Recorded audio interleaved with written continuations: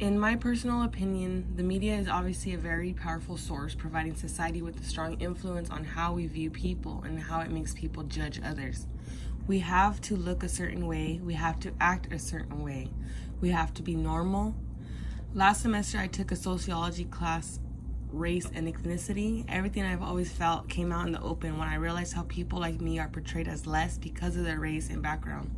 How people are racially profiled, how I am talked to as if I did something wrong before I even get to explain when I am pulled over, yet my white stepmother has always been talked to as if she's family member they have not seen in forever and let her go with the ticket.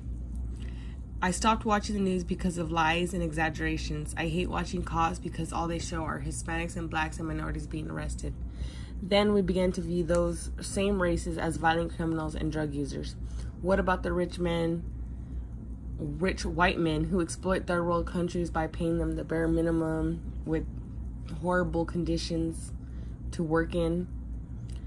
And the Wall Street men who steal and get away with it? No, they are praised and they make movies about them. They are given get out of jail free cards left and right. Now I watch movies and they portray black women as crackheads and worthless mothers. Then I go to social media, I see people commenting, talking about they are on welfare, talk down on people because they do nothing with their lives, but no one has seen the hundreds of years of the cycle of struggle.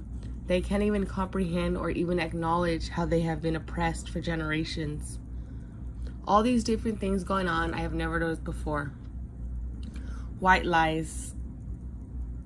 Okay, that's okay. Black magic, the devil's work. White is seen as angelic, black is portrayed as evil and scary. In the article, Construction of a Crack Mother Icon, written by Tracy Carpenter, she talks about how as a society, we are programmed to recognize icons and symbols, and we just automatically know what it means.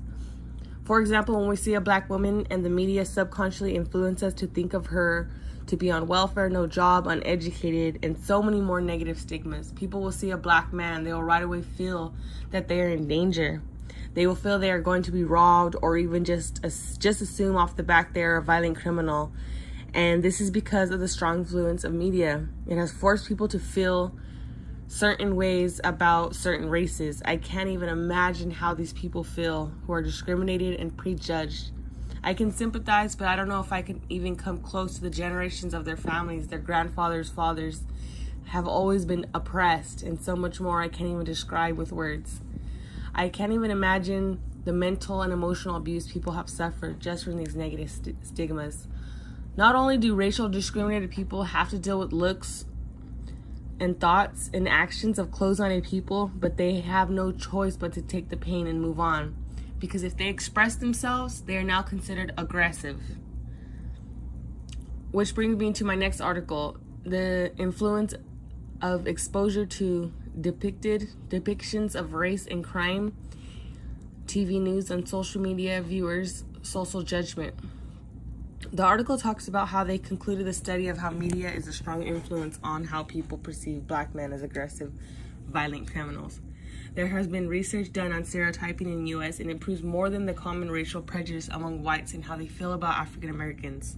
Because of media, we have people who grow up and have these views on certain races and create prejudice and misconceptions on people. So we have studies, we have history, and it all affects how everything goes now, how we perceive people.